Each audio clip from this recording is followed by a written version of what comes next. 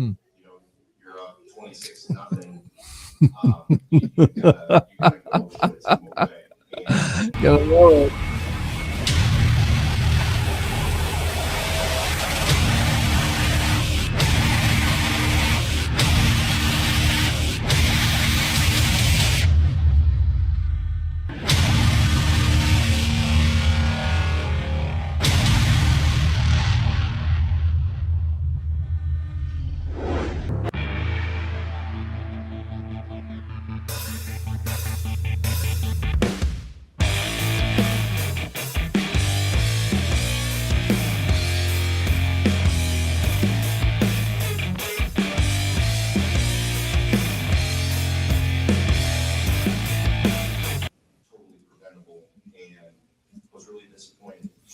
Welcome back to another edition of the Evolution of Sports Talk Television. It's the Sports Web here, live post-game show from the Red Corner. I'm your host, Peter Blake, along with one of the new co-hosts on this show. Go ahead and introduce yourself to the Evolution of Sports Talk Television, my friend. Who are you? I am Angel Martinez with the Coastal Sports Digital Network. Peter, thank you for having me. I do appreciate it. And we're hearing some noise here in the background, some good noise. It is. It's Coach Golish right now talking to the media, so we'll try to do our best to not laugh about it while we're on, because it was coming out louder, like, oh, okay.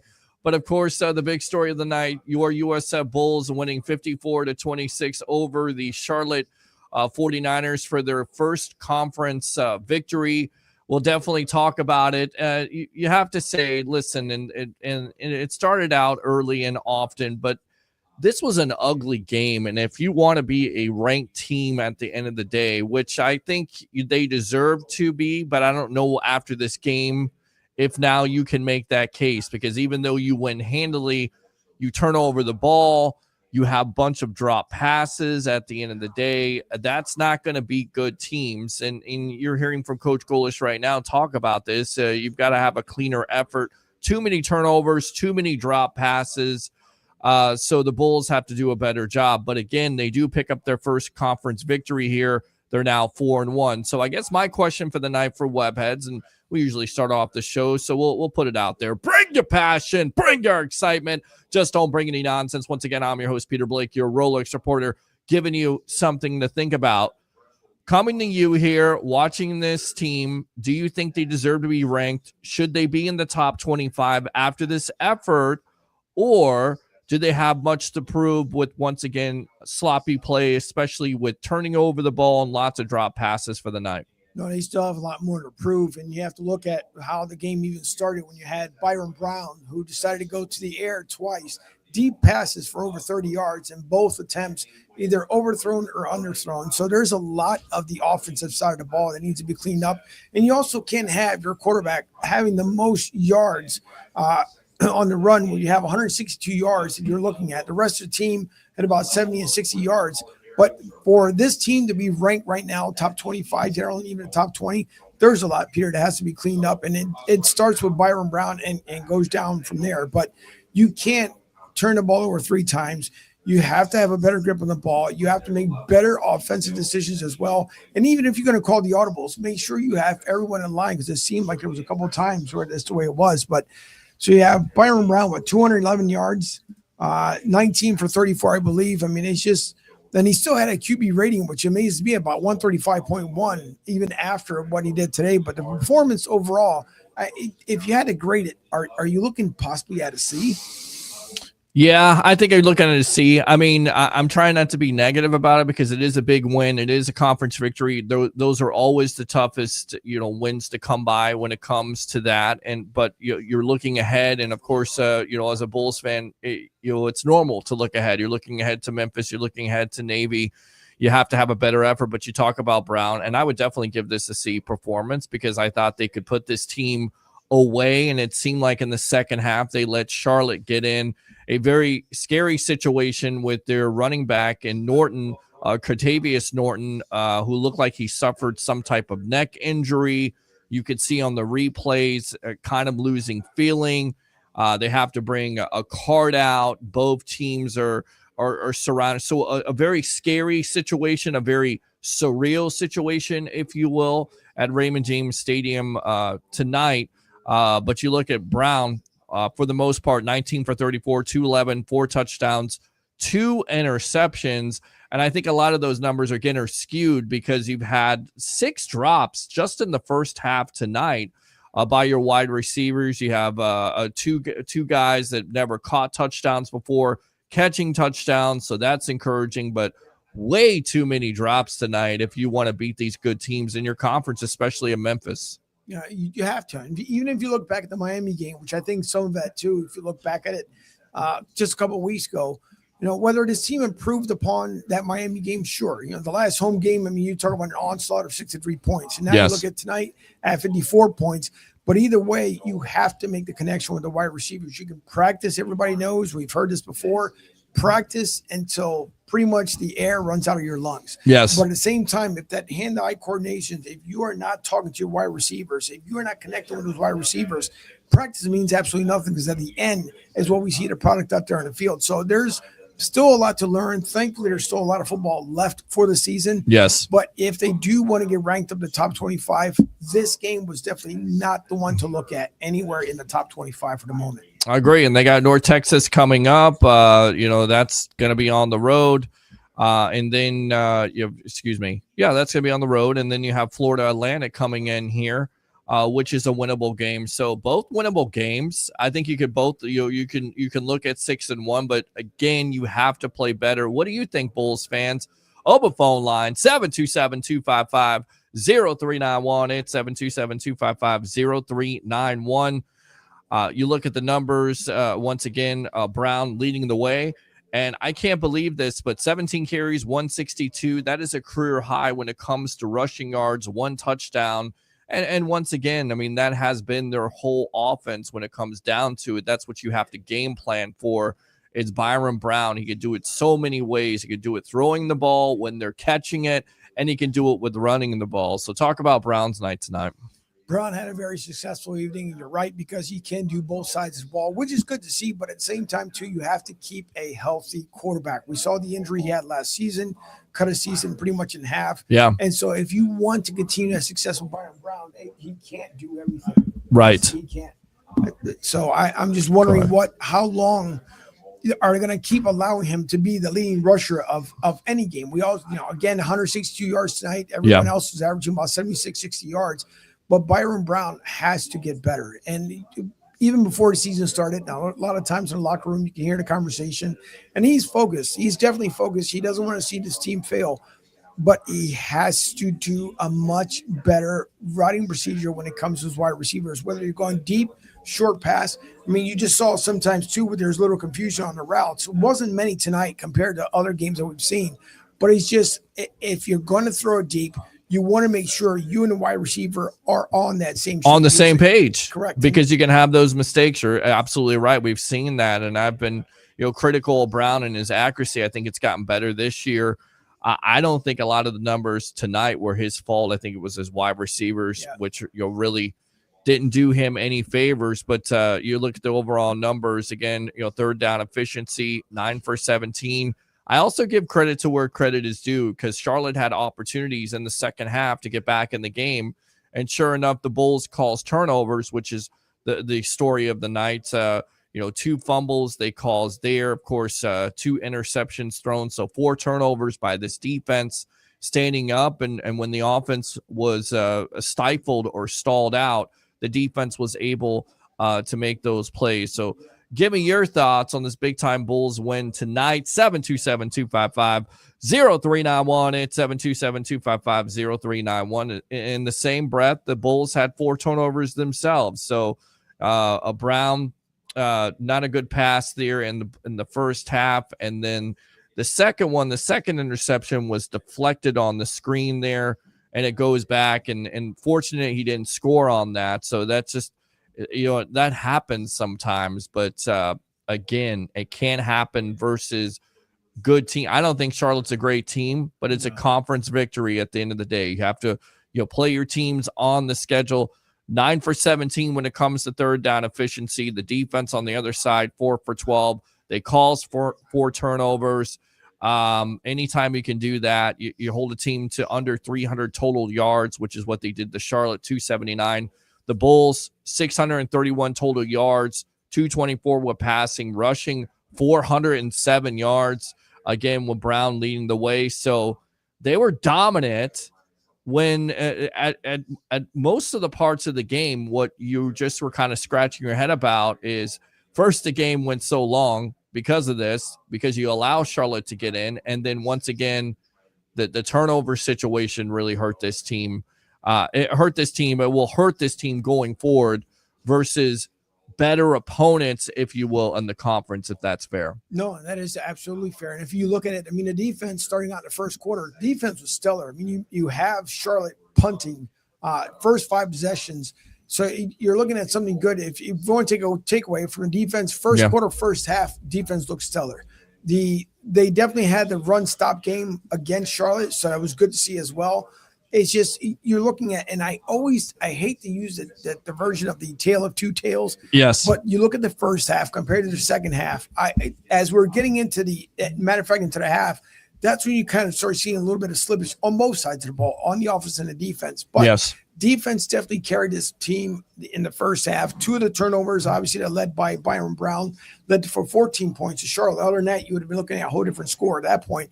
But Charlotte is definitely not a good team. When we're not knocking them whatsoever, it's just offensively, they weren't there. QB, you can definitely tell, was not prepared for USF. I don't think the team in actuality was prepared as well, but they had a couple of, I guess if you look on the plus side, they had a couple of runs where USF defense gave up about 14 runs. I think the longest run was for 17 yards for Charlotte. So overall, you look at the defense last year from USF to this year, and Coach Golish has definitely stepped it up. I think it's light years. I think that's the one thing you take out of this game. Again, when Charlotte had an opportunity to get back in the game, USF's defense is causing turnovers. So let's start it off here. Katavius Norton, we talked about him. You saw that situation, scary in itself. It's never a good situation to see a young football player, let alone just a football player, go through that. And then you have the whole team surround, and you have both teams praying. Go ahead and describe that situation, because I put it out there on Twitter. What did you see? What was your perspective of that whole deal? It looked just like any other injury that you've seen, whether it be in the NFL on a college level, where it just looked like a normal tackle. Now, did it look a little helmet to helmet? It didn't seem like it on the initial replay, but it looked almost like a stinger when you go in and basically your head, pops into your neck and your shoulders a little bit.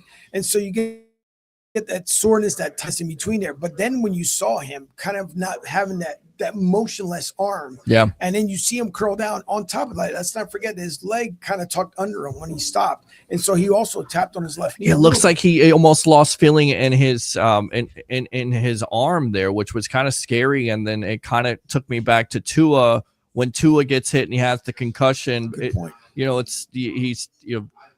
You never want to see that. So hopefully he's okay. We don't have an injury update. Maybe we'll get one from Ruth the Truth there, or Sports Talk Florida, who will be coming on here in just a little bit. I'm your host, Peter Blake, along with Mr. Angel Martinez here. This is brought to you by Tampa Joe's. Get out there, 9316 Anderson Road on Sunday. And, of course, for all your USF watch parties, but especially for your Tampa Bay Buccaneer watch parties when it comes to away games. We'll get you ready for that about 2:30 on Sunday as they face the Seattle Seahawks, and they do that without Bucky Irving. But again, USF Bulls fans, do not feel left out, because anytime you want to go watch a Bulls game, get out to Tampa Joe's. Again, 9316 Anderson Road. So let's go out to some of the comments here. Joe Sway says, I was looking for you on the field until I had to clock out of work, man. I appreciate you looking for me. I was up in the press box enjoying my birthday, enjoying this Bulls win. And the question is being put out there for the night. Do you feel like the Bulls, after this victory over Charlotte, deserve to be ranked in the top 25? 727-255-0391. It's 727-255-0391. Again, I look at the record. I see, who they beat. They beat Boise State. Boise State ever since then has turned that team around. Good victory. I still believe against Florida, even though their record doesn't necessarily show it. Of course, they get their doors blown off versus Miami. And once again, South Carolina State. And then you also take care of Charlotte. So you take care of your business at this point. But like you said, I think it goes back to maybe this team doesn't need to be ranked at this point. Maybe it will maybe it'll put a chip on their shoulder, if you will. And maybe this team is believing their press clippings too much. Maybe is that a good point? Maybe to not be ranked. Yeah, it is a good point because again, when you have to, and I'm pretty sure Coach Golish will talk about it during the week and as practice rolls along. But yeah, you have to look at the overall factor. Meaning, people thought at the beginning of the season, if we're going to go back here as well, that we're going to start off at 1-2. You looked at 2 losses against Gainesville, against Miami. Yeah, Miami was definitely the toughest match. Not taking anything away from Boise State and taking anything away from the Gators as well, but Miami was kind of the wake up call for this team, and then the bounce back, obviously the game that followed. But if you take a look, the ranking made sense then. The team looked solid. The first 2 games looked absolutely fantastic. But you take a look at the last 2, just because you had the onslaught of 63 points, 54 points tonight. Yeah. It's just you look at both sides of the ball, even including special teams as well, because we also saw one of the plays where the ball could have been pretty much stopped at the 1. Yes. And you had 3 special teams. One of them kicked the ball right into the end zone and tried to bounce it back. Yeah, you got to make that play. Again, you got to make those type of plays because those are the critical plays that change the outcomes of games or make it more difficult for the opponent, because if they start out in the 1 instead of the 20 or the 25, where you thought that there will be a Bulls defender on special teams that would down it at 1. So that was a good point there. Let's go out to Joe Sway. It was a nice game by USF. A football game shouldn't be almost 4 hours. They talk about baseball games take too long. I didn't want to hear it again. This guy's a big-time baseball fan. I love you, Joe Sway. I don't know if you watch any of the playoff baseball at this point. Of course, the Yankees have moved on. I believe the Cubs have moved on, what I've tried to see here the last couple of days. What do you say? This was a long game. Football games are long. Are they too long? And he'll mention baseball. He feels like baseball is still the game to watch and much more entertaining in his opinion, not my opinion, in his opinion, than a football game. So what do you lie on this, Angel? No, listen, I absolutely love my Phillies. Love, obviously, he moved on playing the Dodgers now. And baseball, listen, you have to love the game of baseball. I understand they try to speed it up. I get it. Next year they're going to use the electronic umpires to even speed it up some more.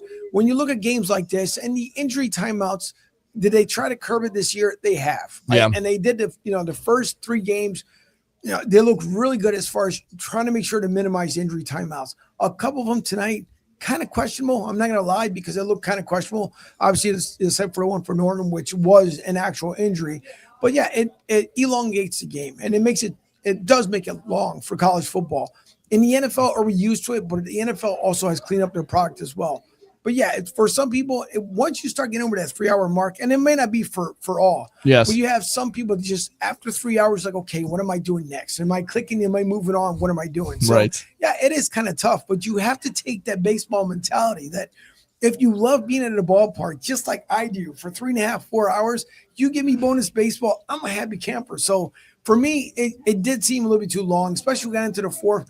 It kind of still felt like, yeah, you were kind of milking a little bit, but you know what? It's USF football. What else can we say? You got to love it. All right, open phone line, 727-255-0391 and 727-255-0391 as the Bulls pick up their 4th win of the year, their first conference victory over Charlotte, 54-26. Again, 727-255-0391 and 727-255-0391.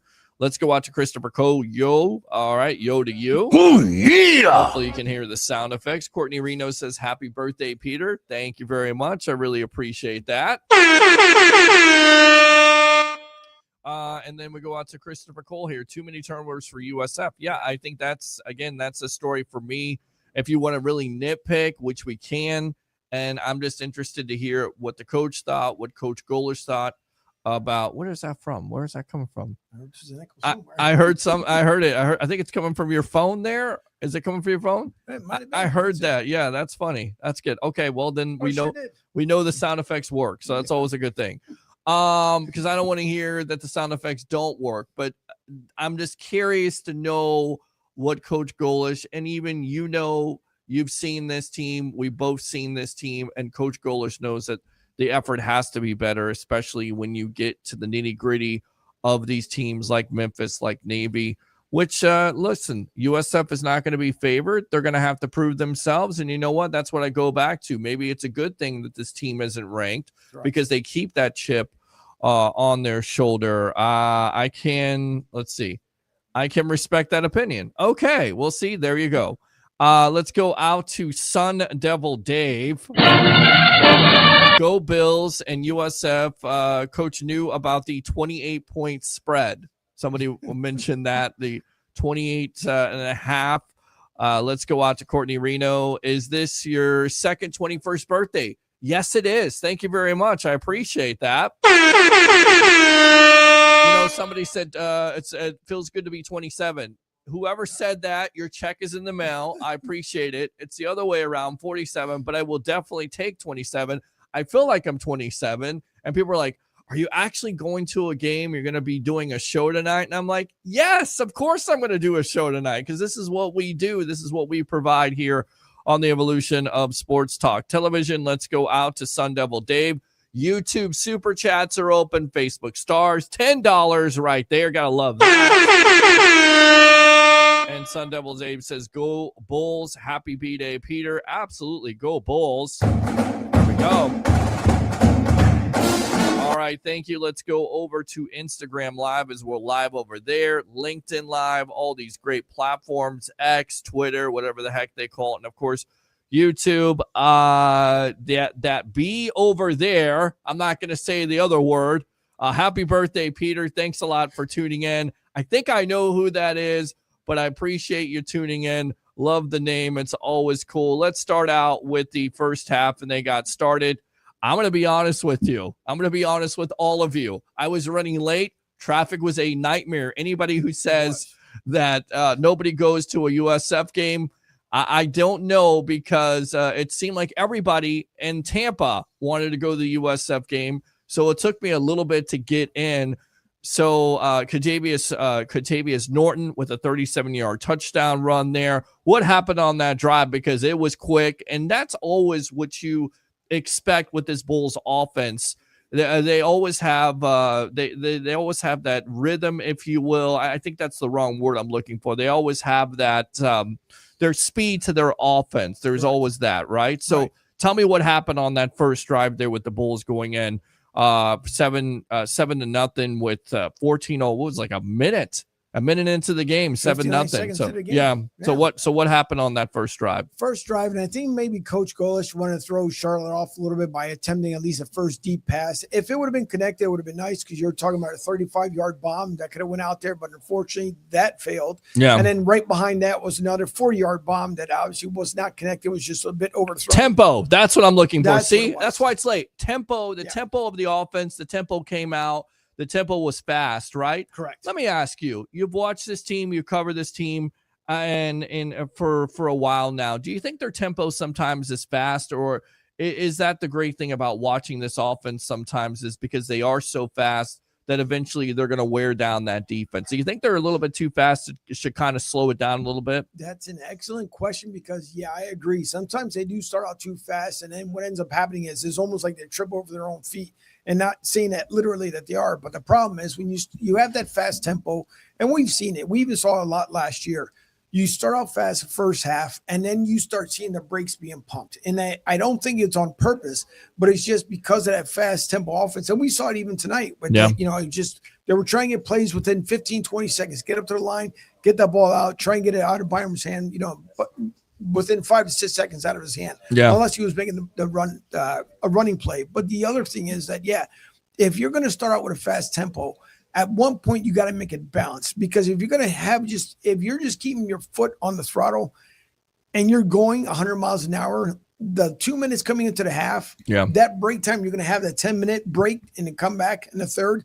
You're going to wear out a lot of your offense. And the same way with the defense. If you're keeping the defense out there way too long on the field, it's the same way. Tonight, thankfully, they had a little bit of a balance of both. The second half defense was out there a little bit more. But, that tempo has got to just a tad bit slower down. It's their it really is their offense, though. They love to have that tempo. They love to run up to the line. They love to score. And it's good they score first. It's good because this team has been victimized this year by slow starts. So I will say, being up 7-0, I was surprised at that point. I really was. But Peter, do you think this year? Because let's if we take a look at the first half of Yeah. last year, those slow starts were almost to the point where you want to take chalk and either just bring it down the chalkboard, like you want to hear that noise where the nails come down the chalkboard as well. Because we saw a lot of times last year, and a lot of us they were down 14-0 Correct. before you sat down. They were down 14-0, and it seemed like that's where that team had to be. And Coach Golish always talked about that. That's not where you can live. That's not where we want to be. You don't want to be down 14-0. So, credit to where credit is due. This offense gets on the board. Although sometimes I agree with you. I think the tempo is a little bit too fast, but that's how they run their offense. So, 7-0. I'm missing it. You're telling me. And then we come in here, Jeremiah Koger with a 38-yard touchdown pass from Byrum Brown. They before that, they did have a drive there where they get an interference call. I'm watching this, and then what happens after that? Did they fumble the ball? They fumble the ball. Isaac fumbles the ball. Yep, Isaac Alvin. So the Bulls' second drive, it ended in the fumble. Isaac Alvin picks it up for Charlotte. Thankfully, Charlotte did not get any points off of that score there. Yeah, because their second drive came to a stop after a turnover. So it's like you had back-to-back turnovers coming off between Charlotte and USF. So it was, you hit the brakes. And the bad part with the running backs, the same way with our wide receivers, you can't have that ball. And I'm pretty sure Coach talked about this until nauseum. If you're going to run the ball tight, we all know this. You got to have the grip on the ball. And we saw plenty of times this evening where the guys were carrying the ball just a little bit too loose, and or the head of the ball was coming out just a little bit where you didn't even have to worry about getting punched out. Yeah. Basically, the knee hand contact, the ball would have been coming out. But the first couple of drives for USF, you can see that. And then the turnovers with the running backs, no different with Byrum Brown as well, is that you can see the same thing where the ball handling has to get a lot better. It has to improve. Yeah. Especially if you're playing a team like Charlotte and the upcoming games you have. Navy is not going to be a walk in the park. Navy loves to punch the ball out whenever have the opportunity. So if you play like this the next home game, yet alone the next away game, they're going to see the same film that we saw on the field today, and they're going to realize that obviously the running backs are just not running tight. And it makes me mention too, or it makes me remember the punch out by the defensive player for Charlotte. Brown fumbles the ball. They call it a fumble, but if you watch the replay, the player actually looks like his foot is out of bounds. He doesn't have control of the ball, and then furthermore, if you're out of bounds, I always thought you can't be the first person to touch the ball. Correct. And yet they're able to uphold that call, and they go to the 31-yard line there because USF is driving at that point, and Brown's trying to make a play. And again, it's like Baker Mayfield with the Bucs, live by the sword, die by the sword when it comes to Byrum Brown. So I didn't necessarily think that was the right call. Let's go out to Christopher Cole here. Football, hockey, and then baseball, but some people like basketball over baseball. What do you lie on this? Football, hockey, and then baseball? Yeah. Yeah. I got to go. Yeah. Football, hockey, then baseball. And we talked to somebody from the NHL tonight on halftime about the Tampa Classic that is coming here to the Bay Area, the outdoor classic for the NHL that's going to be held here at Raymond James Stadium. So we'll throw that out there on maybe Sunday's pregame edition of the Evolution of Sports Talk Television. So football, hockey, and then baseball for you? Yeah, I'll take it. Even though baseball is my favorite, but yeah, football. It's just football. You know what you're signing up for. Right. You know it. You're right, and I don't think it's ever going to be overtaken by anybody. Sorry. All right, let's go out to Lamar. Aloha, Peter H. Blake. Hope your birthday has been great. It has. Thank you very much. Appreciate the love as always. 25,000, maybe 30,000 attendance, which is pretty decent. It wasn't bad tonight. It wasn't a bad crowd. Would you like a full house, especially on a Friday night? Yeah, I think this team definitely deserves that. And, do you think eventually they will get that for the bigger teams here? Or do you think that eventually this is going to happen? Or does it, again, correspond with getting that new stadium, which everybody's looking forward to seeing here in the next couple of years? Here's another great point, because this is where I'm kind of 50-50 just from an outside standpoint. But you look at the Rays fans, right? Rays fans want Rays baseball here in Tampa. So you had it across the street, Steinbrenner Field. Yes. You still did not sell out every single game, which you should have. For 18,000 that holds there at Steinbrenner Field, you should have been able to tell the new owners, hey, we really do want baseball here in Tampa. You wouldn't want it back in St. Petersburg. Mhm. So you didn't have the opportunity of proving that to the fan base and, and to the new ownership. So then you look at here, the same way you have 68 or 65,000 thing at capacity here at Ray J. I understand you're not going to get 65, but if you're looking at a 38,000 venue for the new stadium, if you're looking at 27,000, 28,000, 29,000 here on a consistent basis where you're getting to that 30, then you should have no problem filling 38,000 seats at the new venue. And maybe that's what everybody's waiting for. Yeah. But at the same time, it's the same way you have to convince USF Athletics, the sponsors, everybody who comes in to say, you know what, this is going to be a product that we're looking for 2027. And by all means, we're not saying that we're not, because I'm dying to see what it's going to look like at the very end. Friday night in Tampa, football, great weather. You should be at capacity. You can't beat it. Correct. You can't beat it unless you're here tuning into the evolution of sports talk television on Friday night. Open phone line 727-255-0391. It's 727-255-0391. Let's go out to our comments. Scott Broadway says, happy birthday, Peter. Thank you very much. Appreciate that. Joe Sway, hockey gets no respect from America's sports talk. We talk about it. We've talked about it on this show. NHL is coming to town. You're doing an outdoor classic where you have the Lightning playing, outside in Raymond James Stadium. And again, we interviewed somebody tonight from the NHL, and some good stuff there to kind of, unpack, if you will, and we'll have that on Sunday here. So let's see. Don't get me started on Rays attendance. I feel like y'all, not specifically, but y'all didn't care about the Rays because everything was about the Bucs and NFL. And it's not true. We're not going to go down this road again because, Joe Sway, we do talk Rays on this show. We've talked Rays on this show. You have admitted that you didn't tune in for the Rays talk. I can't put it out there any more than that. And the Rays are out of the playoffs at this point. Everybody's looking forward to new ownership. But, if you want to call in and talk Rays, I guess you can talk Rays. But right now we're going to focus on USF as they pick up their fourth victory tonight over Charlotte, 54-26. Bulls fans, what do you think about it? Open phone line, 727-255-0391. It's 727-255-0391. So the third drive there, Jeremiah Koger, 38-yard touchdown from Byrum Brown. This kid is huge. Yes. And it was his first touchdown catch in his career. I believe he's a true freshman. Correct. So if that's your future, and with some of these guys tonight dropping passes, maybe you give a young kid like a Koger, who, by the way, finished off leading the Bulls with 4 catches for 75 yards and 1 touchdown. What did you see on that play? I thought it was a spectacular play from Byrum Brown. This is where he saw the connection. This is where he saw the right route being run, the air to pass. And I know a lot of people don't like hear it that way, but just the connection that he had with his young wide receiver, that's exactly what you're looking for. If you're bringing someone in off the bench from the sideline, you want that speedy wide receiver, but at the same time, that hand that they were in rhythm.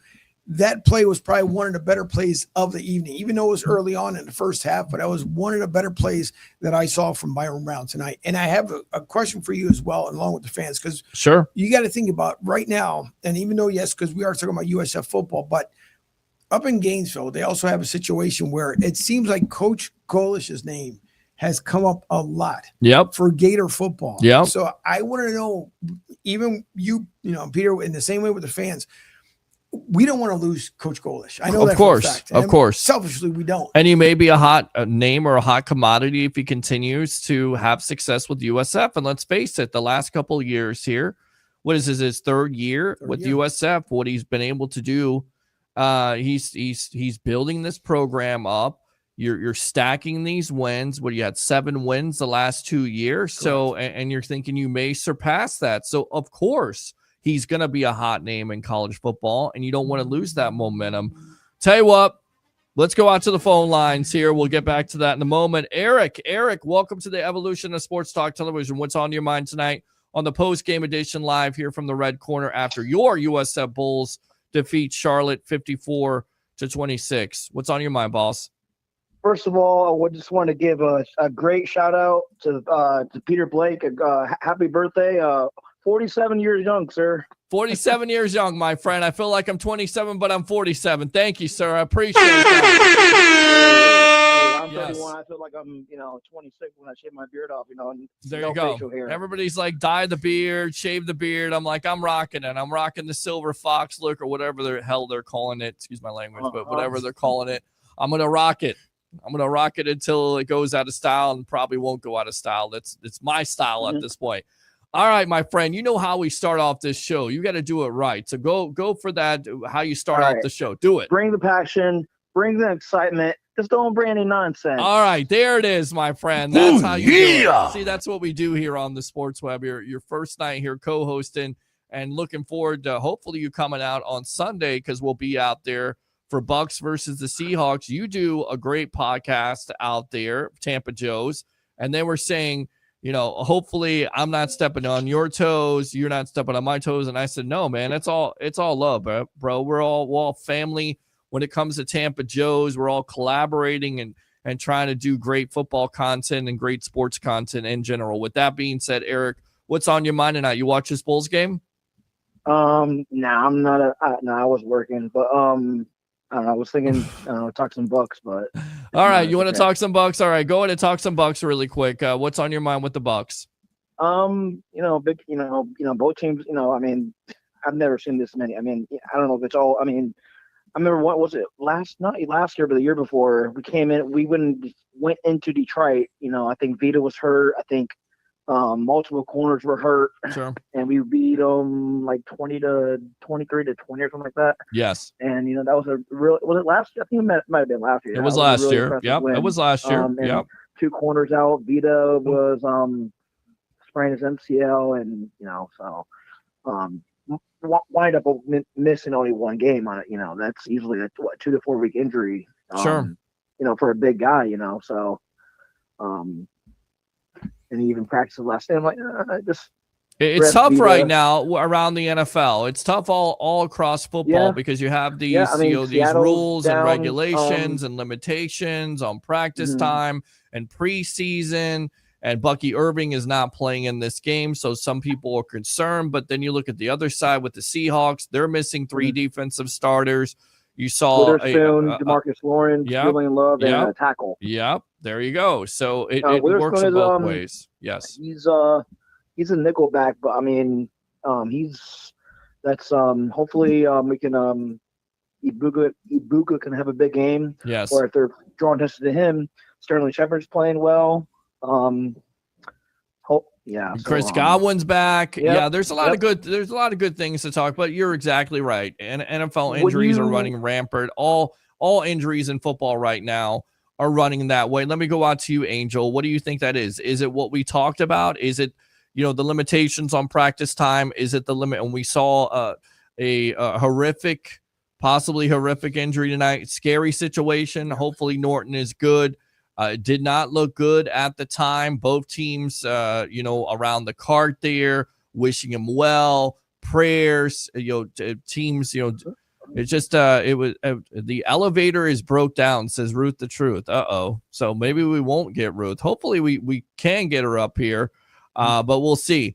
But going back to it, injury situation, do you think it is what it is, the limitations on practice time, preseason, everything like that? There is limitation. And if you look at the preseason, a lot of these teams don't want their star players out there. I mean, we saw it more this year than any other year in the NFL. And they don't. I mean, and I don't know if the agents are talking to, obviously, the owners and tell them, no, my guys aren't going to go out there because I just want to save them for the season. But we also seen players, too, where they were saved for the preseason, first game out, first play out, they get injured. And a lot of it, too, also comes down to it's old-fashioned, but it's also hydration.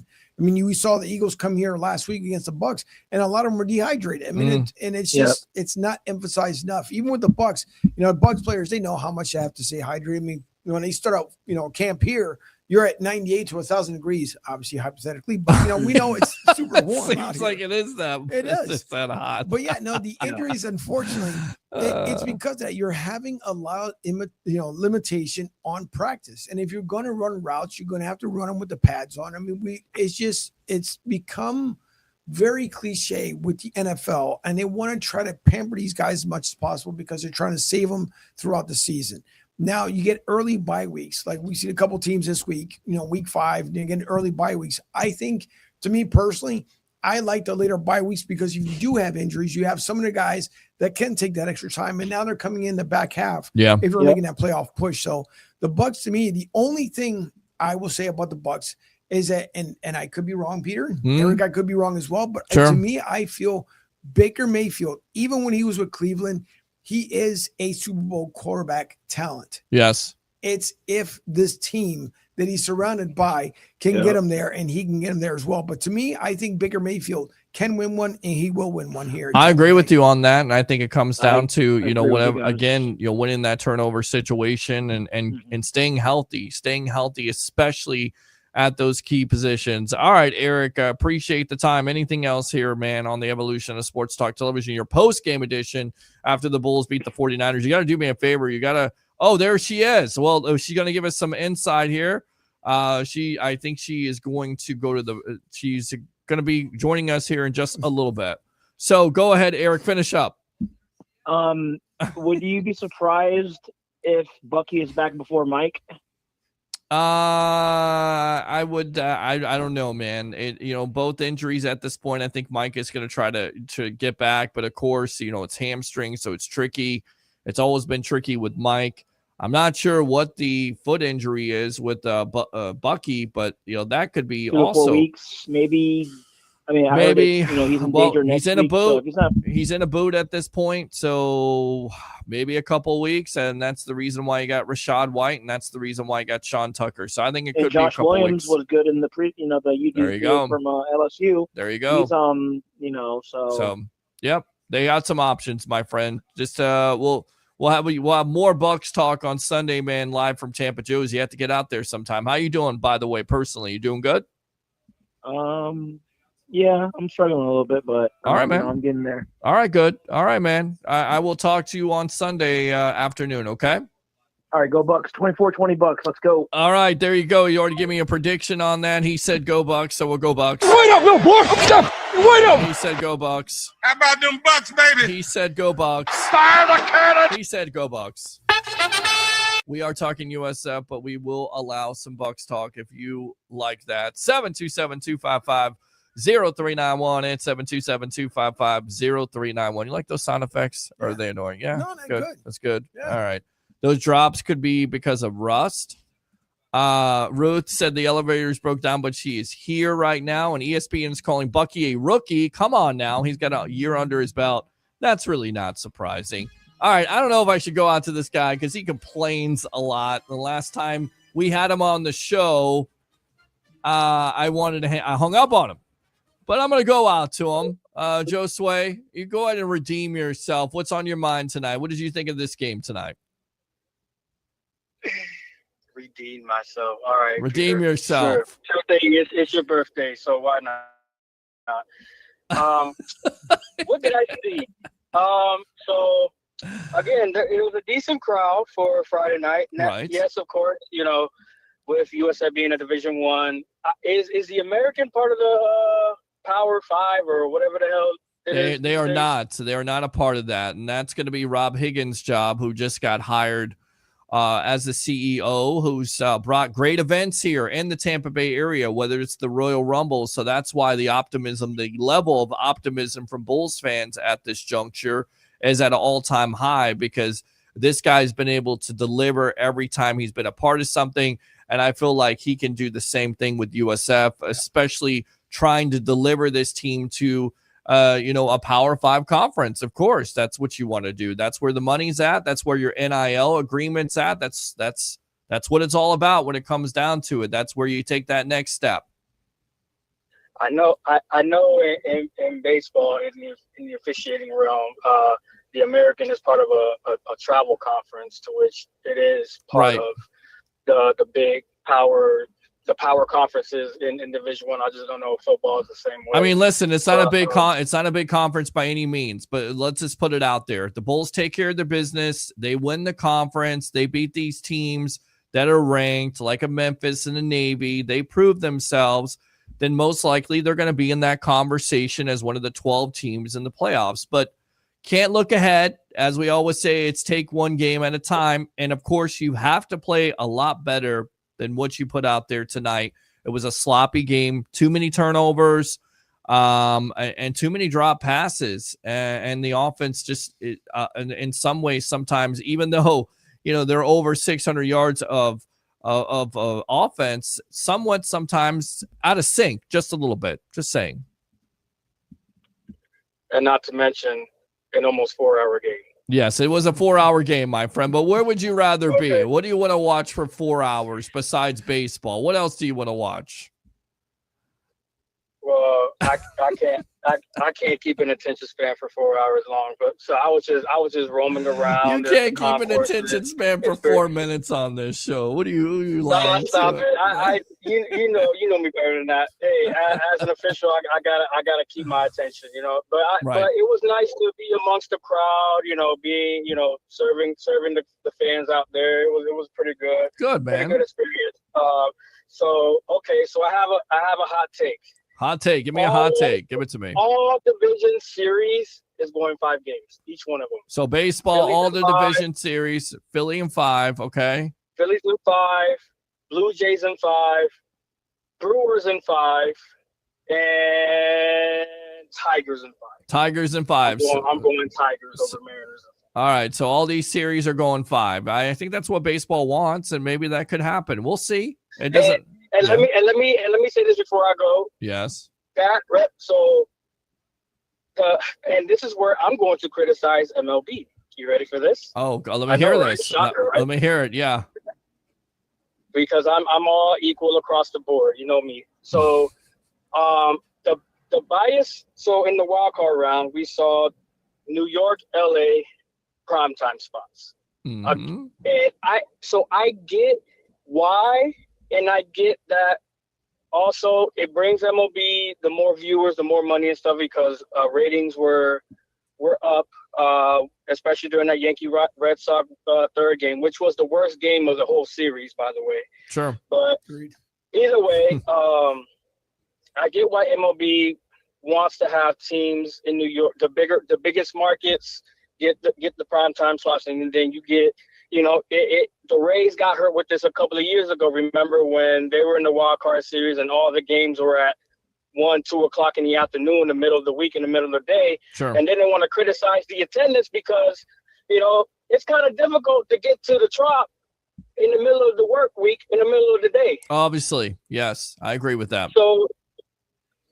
So with MLB, I guess what I would like for MLB to do is give the Cleveland's, Chicago's like I guess the third biggest market, but teams that are mid-market and smaller market teams can get the prime time spots, but they will never do that because unless the teams in New York or LA, Dodgers, Yankees, for example, are in the postseason, they're going to always get prime time. And it sucks if you're not a fan of any of those teams, but it is what it is.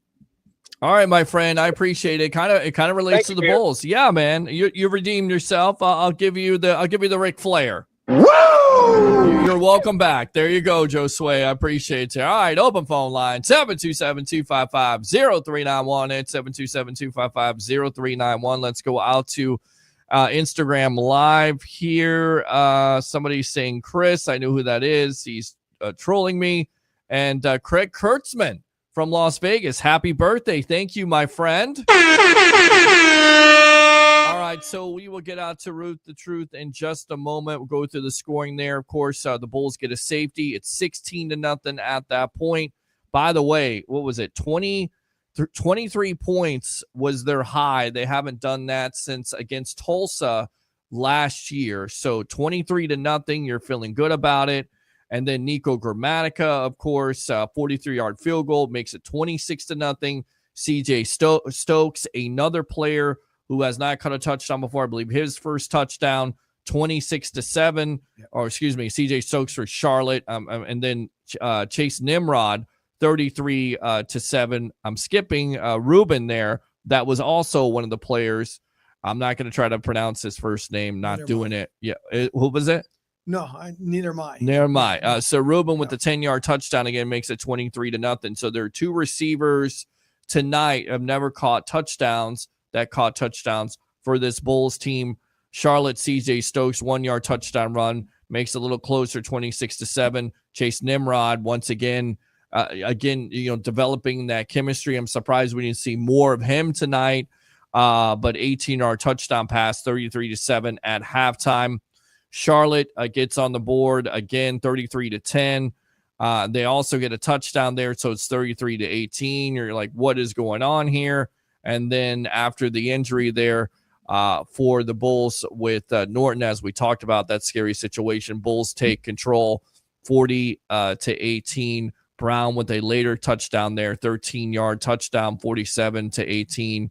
Charlotte gets another touchdown, makes it closer, and then the Bulls finally close it out. So give me some final thoughts here, because I don't want to keep you all night, but I really appreciate the time. You're always welcome here on the Sports Web, and we'll get out to Ruth the Truth of Sports Talk Florida. I think you had it again. Coach Golish is going to look back at this. He's going to take a look and see what happened in the first half.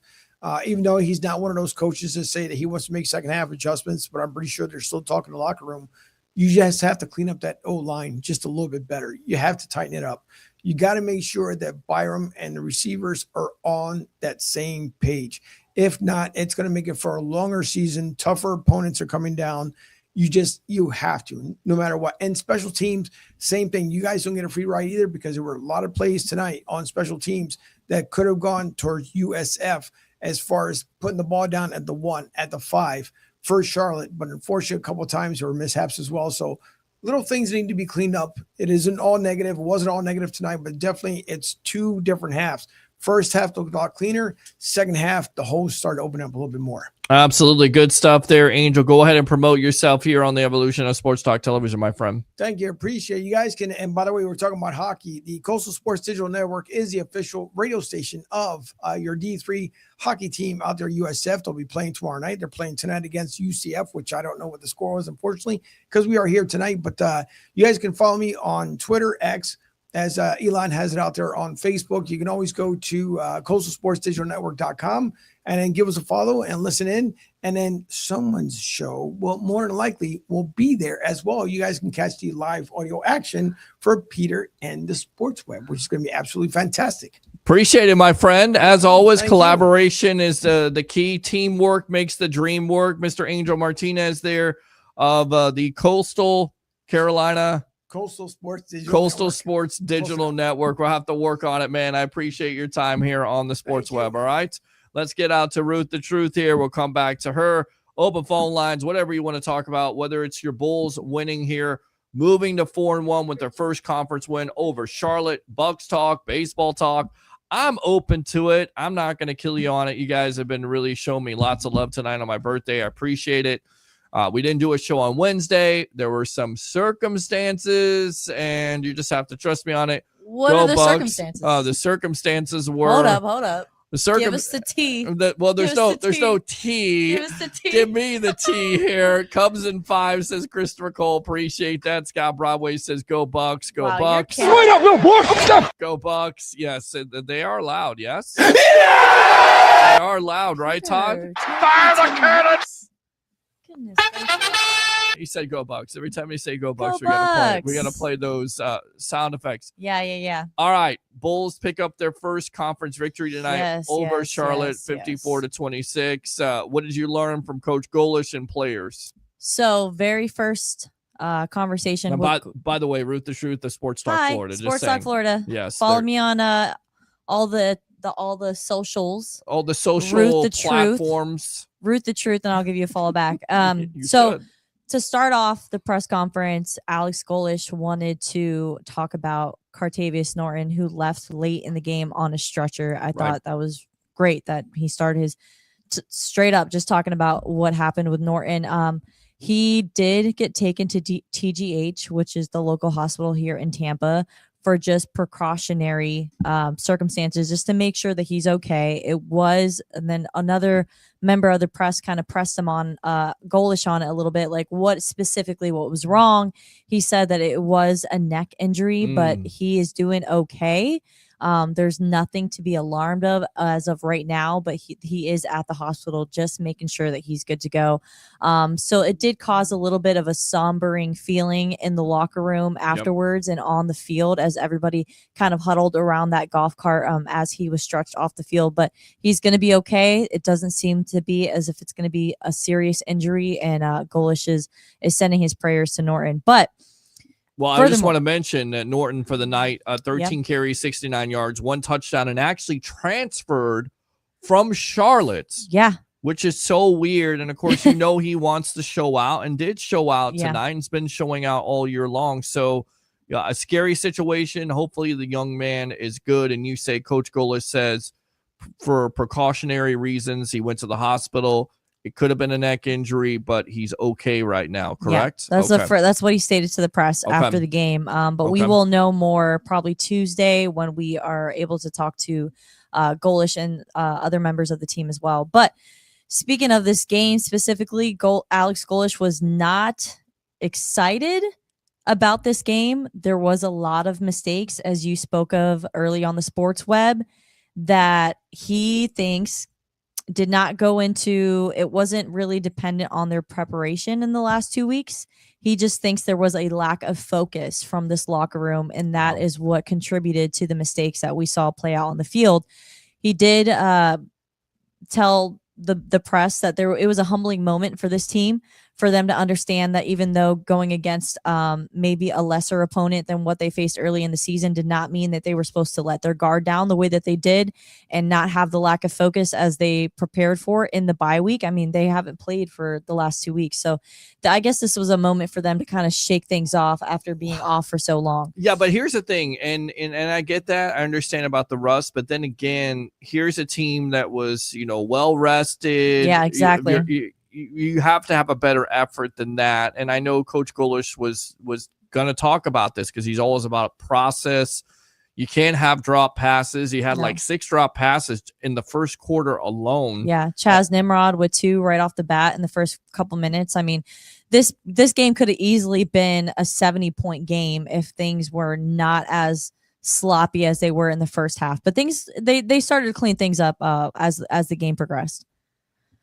Well, it's definitely encouraging to do that, but you're exactly right. You're not going to be able to beat a team like a Navy, like a Memphis with that type of effort. And I'm sure Coach Golish put that out there. Yeah. Didn't necessarily want to put it out there, but you got to put it out there. With the emphasis on the fumbles. Right. He said that they practice all the time about not letting that ball touch the ground. And there was just too much of that, especially in the first half. So he was really honing in on just ball protection. There was a lack of ball protection in the first half, and that's kind of what allowed Charlotte to kind of ease back into this game later in the third quarter. So yeah, there's going to be a huge focus on ball protection and just realigning their focus when it comes to starting these games off fast, because that was the tempo that they wanted to set early in this game. As Golish spoke about to the press, was we wanted to start fast. We wanted to be impactful as soon as kickoff started, and we weren't really able to shape up in the first half the way that we wanted to. But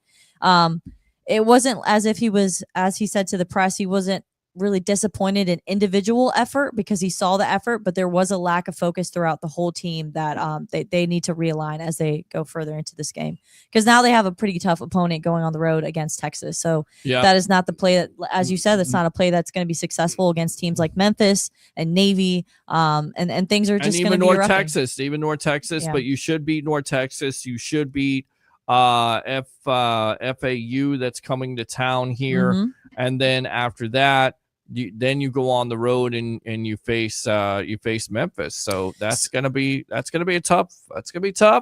And then you got UTSA coming here, and then you got to go to Navy, and then you got to go to UAB, and then Rice comes here, and that's your whole schedule at this point. But it starts here the next 2 weeks. You take care of what you need to take care of, and then you look at this big time Memphis game, which Memphis could come in undefeated. USF only has 1 loss. Then you start to get that national media feel of maybe this team needs to be ranked. After this effort tonight, I put it out there for Bulls fans. Do you feel like they've done enough to prove themselves to be a top 25 team, or as I would say, maybe it's good for this team not to be a top 25 because you keep that chip on your shoulder. What do you say, Ruth the Truth? See, I feel like they're dancing the line of being a team that is deserving of being a ranked team, but then when they put on performances, as we saw tonight, maybe it's not really. Maybe the maturity is not all the way there for them to kind of hold that mantle. So I'm okay with them not being a ranked team, but I think they are deserving with some of the surprising wins that they got early in this season. But Coach Golish was talking about the arrogance. He doesn't want them stepping into the line of arrogance where they overplay their hand, where they think that because they're going against a lesser opponent, which is, I mean, they were highly favored in the Charlotte game today, does not mean that you take your focus on the fundamentals of this game to keep things rolling. So yeah, makes sense. So yeah. Ruth the Truth. Yeah, I don't think they're going to continue to be high level teams with the lack of focus early in this game. No, I don't think it's sustainable. No. It's not. Yeah. I think the good thing though is before you sit down, before I could get into the stadium, they're already up 7-0, and they have been victimized, if you will, by slow starts all year long, getting down to teams. Their offense looking, sputtering, if you will. Did Coach Golish talk about that? Yeah, I mean, he mentioned the point of emphasis was to start fast and to keep the tempo rolling. And even though they did score early in the game, they did not sustain that in the first half. So that's something that he was disappointed on. He thinks it was just a lack of focus. All right. What else did you learn tonight here? I learned about the neck injury that we spoke about. And I don't know if it was Charlotte or Iowa State that Cartavius Norton came from. Charlotte. I just told you. Yeah, Coach. For some reason, Coach mentioned Iowa State. I'm not really sure. He transferred from Charlotte. Okay. Yeah. I don't know why he mentioned Iowa State because that's what I wrote down. But yeah, never crossing the gauge of arrogance is something that Golish honed in on during this press conference, and just keeping the focus on just sticking to their fundamentals and keeping the tempo and pushing the pace.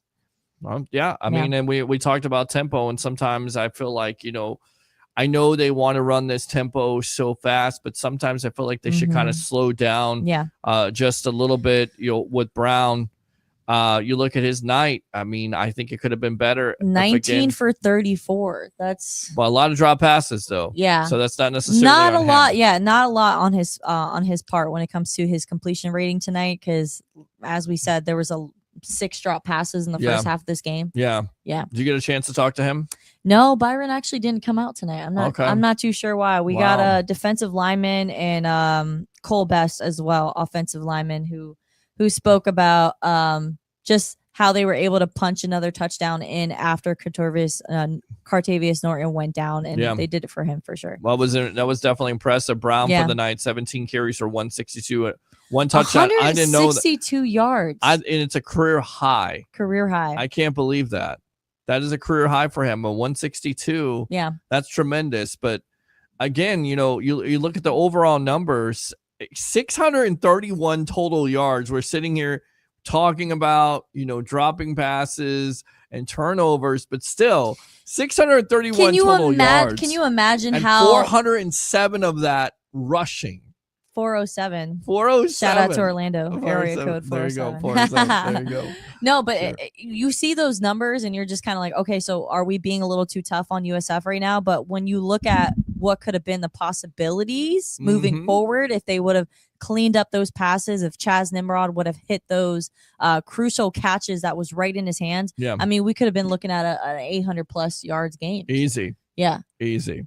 You got to do that to a team like Charlotte. You can't allow them to stay in the game, and I felt like the game dragged on. And forever. we're talking about a Charlotte team that didn't have their starting quarterback or their starting running back as well. So they were already coming into this game kind of unhinged. Yeah. So kind of kick them while you're down. Oh, that's it. Yeah. They can be a wounded animal, though. It is a conference game, and it's always the toughest thing. That's the reason why you got to play your schedule, say whatever you want to, but we've seen it before. Conference games, rivalry games, if you will, are much tougher to win when it comes down to it. Why? Because they're in conference. They plan for it. They know each other usually. What else did you learn tonight from the press conference here, Ruth the Truth? Honestly, that's basically it. He was just talking about being process driven, being prepared, and no matter what Sounds like coach. Yeah, he didn't want to take away from the fact that they are 1-0 in the conference. So even though he was pointing out the flaws, pointing out the things that they're going to be working out in practice, he said at the end of the day, we're 1-0 in the conference, and that's what's important. And we're moving forward. We know what things that need to be cleaned up. What about the defense? Did we hear? I know you talked to some defensive players. They didn't take any. They didn't. No Mac Harris. No Schuler. Who again was a man on the spot tonight. He caused the fumble, I believe, in this game. He's been Mr. Consistent. You look at his numbers overall for the Knights, and they're not showing me those numbers, but he's been one of the big players. Jalen Schuler's been one of the big players. Yeah, those guys. You also had Jarvis Lee, who had another interception, his second for the year. So there is some positives. And again, I will say this, and I brought this up in my monologue here on the sports web coming in with this big time win, is Charlotte did try to get back in, and USF did allow them to hang around. But when Charlotte tried to get back into the game, USF's defense was able to cause turnovers, 2 turnovers. Yeah, in fact. DJ Harris also got an interception. Yeah, DJ Harris. So there you go. I mean, I think that's impressive, and I think that's what you didn't see last year.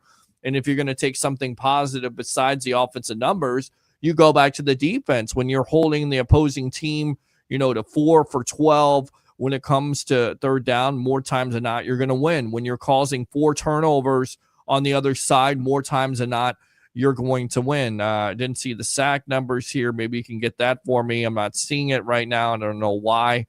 But they did apply pressure tonight. They did get pressure. And, of course, when you apply that pressure, what happens? You cause things to happen like turnovers and fumbles like that. So I think that's the impressive thing that you've seen from this defense that you noticed. Have you noticed this? Because I've definitely noticed in the beginning of the year how this defense has been a lot better than they were last year. So we recorded 1 sack on the game from Jalen Stokes. I believe that was late in the third quarter when they were able to kind of get to that quarterback, which is something that we want to continue to be a pressured team when it comes to defense. I think that's one of the most important roles of the defense is to disrupt the pocket, get the quarterback uncomfortable. And I felt like they were able to do that pretty well tonight. I mean, for the longest time, we saw Charlotte kind of have a really difficult time getting out of their own end zone. And they were able to have that block punt early in the game as well. So yeah, defense looks, I don't think that there's too many flaws that are going on on the defense side of the ball for the Bulls right now. I think that they have an awesome unit that is led by some really tough players that know the name of the game and have been excellent in their leadership for these younger guys on the squad. Yeah, it makes a big time difference, especially with the Mac Harris and again a Jalen Schuler and Jarvis Lee playing well. And the list goes on and on when it comes to the defensive players, but they're definitely playing well right now. And it was a big time key coming into the season. If USF was going to be competitive and we're going to have these discussions about winning the conference, your defense would have to improve. And I would have to say right now, Bulls fans, the defense has definitely improved, especially with causing turnovers you've seen. And that's a good thing to do. You can give up a lot of yards, but if you're stopping them on third down, you're getting pressure on the quarterback, you're causing turnovers, that's the place you want to be in. I think that's what Coach Golish would say. What else here? The maturity of the team is what Coach Golish kept kind of zoning in on, is the majority of this team to understand that the lack of focus was an issue tonight. And as a locker room addressing the guys, he spoke of how the guys in leadership, the older guys were kind of leading the younger guys that are just coming in to understand where there needs to be improvement and not kind of just focus on, we won the game by 26, 27 points, or I believe 29 points, if I'm not mistaken. Yes. With a 54-26 score. With the point spread being 28.5, I believe. Wow, impressive. How about that, huh? That is pretty that's why they say football scripted. Anyways. Right. But yeah, the maturity of this team is what's going to help them realign their focus moving forward. So we're not too worried about it. All right, so I'm just trying to put your lower third on here so everybody knows. Oh, thanks. There you go, right Appreciate there. it. There it is, Ruth the Truth. Ruth the Truth is there here, you go. everyone. Sports Talk Florida right there, Ruth the Truth. Sports Talk Florida article will be dropping. Give me at least like an hour to publish it. I already got it started. An hour already. Yeah, give me an hour and I'll have that up on the site. And I also am doing a Bucks preview article that'll probably be released Saturday morning So be looking out for that. I'm really enjoying the journalism part of sports, but obviously being in front of the camera, I really do enjoy as well. So thank you for the opportunity to be on the Sports Web. Absolutely. She is my Bulls insider here from Sports Talk Florida, Miss Ruth the Truth Kagias. I believe I'm pronouncing her name right. He is impressive. Oh, there you go. I'm your host, Peter Blake. Boy. The birthday boy. All right, give me some final thoughts here, and we'll wrap it up for the night as we're nearly at final thoughts. Yes. Well, it's been an incredible day. I just want to say congratulations to making it to the age 35. So freaking proud of you. Thank making you. it look great. I appreciate that. Your check is in the mail too. And I applaud you for using your birthday as an opportunity to bring the people what they want, the evolution of sports here on the Sports Web. Final thoughts for the game, 54-26. Yes. Bulls defeat the Charlotte 49ers to be 1-0 in the conference, and things are only going to be progressing forward for this team. I think they understood where their fundamentals were not focused and honed in on today, and they're going to clean things up in practice during this week as they take on North Texas, and they'll be back here at the Raymond James. I believe it's October. Well, it's we got October 18th. Yes. October 18th against Florida Atlantic. So we'll be back here in studio for that. I will throw it out at you because we do away watch parties at Tampa Joe's 9316 Anderson Road in Tampa. If you want to come out and for have the North some Texas food, game, yes, have some food. Okay. And you could co-host the show, and we can try to get fans on. Absolutely. So I'll invite you out there for that. You're my Bulls insider now. Yes. All right. So there you accept the job. My final thoughts are, listen, the Bulls right now are 4-1. I don't know if they're going to be ranked from this effort tonight. The numbers are impressive, but they did some things that you're not going to be able to get away with against the good teams in this conference, let alone in the country. So they got to clean that up here, but they control their own destiny in the next two games here. They can look at 6-1 and get ready for Memphis. But again, one game at a time. North Texas next. We got you covered. And of course, we got you covered on Sunday. What are you doing on Sunday? Sunday. Bucks versus no the plans. Seahawks. Honestly, I'm going to be watching the game because I'm pretty a little nervous and a little well, why don't you come out to Tampa Joe's 9316 Anderson Road for all your Bucks? 9316 Anderson Road for all. How far is that from the Raymond James? It is not that far at all. It's only about going 10 north minutes. Or going south from Raymond James? You're asking me. Yeah, I am. I can get lost in a Walmart. I can't live without my GPS. Look at the aisles. There's signs for the aisles to tell you cannot get lost in Walmart. I believe it's going south. If I ever go to Walmart with Peter Blake, they'll probably be calling him under the intercom, like, Peter Blake, your parent is up front waiting for you. My mom is going to be shaking her head after she knows I said this, but you're exactly right. I can't live without my GPS. I think it's going south. Okay, so exactly. So it's Citrus Park Mall. Citrus Park Mall. It's by Citrus Park Mall. Over there by Anderson. Oh, it's by AMC so that's Veterans. North. Yeah. So that's north. Okay. Yeah, that's north. Citrus Park Mall is north from Raymond James. South? I thought it was south from here. It's not north. Citrus Park Mall? Oh, yeah, it is north. That's definitely north. That's like going toward Lando Lakes, Lutz area. It's not that far away. Not as far, but going in that direction. Far away. I don't know. You guys tell us in the comments. Where is Citrus Park Mall? Because from my understanding, it's going north towards Lutz area. Look, I'm going to show you right. I'm going to show you right now. 9316. I got the maps. Anderson Road, right there. 9316 Anderson and Road. It's worth it. It's only 3 miles away. That's what I'm saying. It's not that far away. That's not the Citrus Park Mall. Well, I live by the Citrus Park Mall, but it's right down the street from there. It's not that far. Oh, there's an AMC there. Okay. AMC right there. AMC Veterans. Okay. Go in there and see a movie if you want to before the game or after the game. Are there any good flicks on the? Probably not. Is him out yet? That sports movie that was really. I would never watch that. That is a crazy movie. That's looking a crazy movie. The commercial alone, I was having to take my holy water out and sprinkle it on my TV because I'm like, what in the world was that? Come on, people, wake up. That's not entertainment. That is some ritualistic weirdo stuff. Yes, that's definitely weirdo stuff. I'm not into that at all. I probably still go watch it to see what. Well, it's a football movie, sort of. So favorite football movie. by the way. Favorite football movie? Yeah. Friday Night Lights. Okay, that's good. It's always any given or Sunday for me. Waterboy. The whoa, Water Boy. I love when they go. I actually watched Waterboy recently, and I was like, I can't H2O. believe I used to laugh at this stuff when I was It's funny. younger. As an adult, I don't find it as funny as I did when I was a teenager. I'm not gonna lie. I don't know if that's maturity or just like It may be maturity. I got some wits about me nowadays. Listen, I guess I'm never gonna mature because I watched I watched the other night Happy Gilmore 2. Did you watch Happy Gilmore 2? No, you didn't because see I it? thought the first one was terrible. I know that's a hot take. Stop it. That's a hot take, but I don't know. I'm not into the Adam Sandler movies. All right, I'm I just got not. it. 9316 Anderson Road. You there on Sunday? I'll be there on Sunday. All right, Ruth. What, is it a 1:00 game? It is a 4:00 game. 4:00 game, so So, midday. yeah, All right, I'll give me a chance to go to church in the morning. 2 o'clock. Pray for the Well, Bucks as much as I There you possibly go. can. Put all your prayers Ask in there. the Lord Jesus Christ Hallelujah. to be, Definitely need it with all the anoint the injury locker room. situation. Just allow them to heal their Can they bodies. have some healing?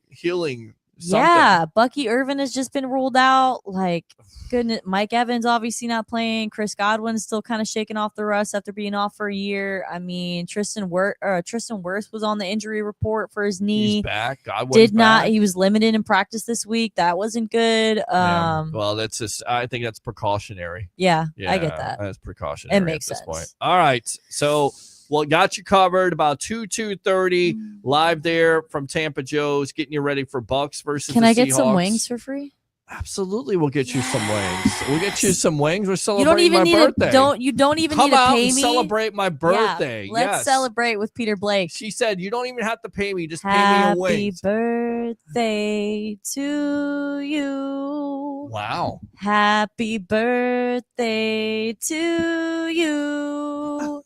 Happy birthday, dear Salt and Pepper Peter. Oh, there you go. Happy birthday to you. Where do you find a show like I this? knew he was going to do that. That's why I had to take the headphones That's off my funny. ears. All right. Happy birthday, Buckaroo. Thank you, honey. Proud I of you. appreciate you. Ruth Always. the Truth Caguillas there of Sports Talk Florida. Thanks a lot to Angel Martinez there. I cannot pronounce the network at this point. Coastal Digital Network. We're going to be a part of here There you go. on the sports web. We're That was a good go. collaborating here. Yes, it was. Yeah, And thanks a lot to all the callers, all the love as always. Like and subscribe to the Sports Web on YouTube. Friend me on Facebook at Peter H. Blake. And do 3 things here as your USF Bulls win ugly, but win no less. Their 4th win of the season, going 4-1 over Charlotte, 54-26. 3 things. Bring your passion. Bring your excitement. Just don't bring any nonsense. I'm your host, Peter Blake, the birthday boy, your Rolex reporter. What time is it? It's my time. And, of course, for fans out there, the Sports Web and the Tampa Bay Sports Fan, it's your time. We'll see you next time on the evolution of Sports Talk Television. As we always say on this show, go Bulls. Go Bulls.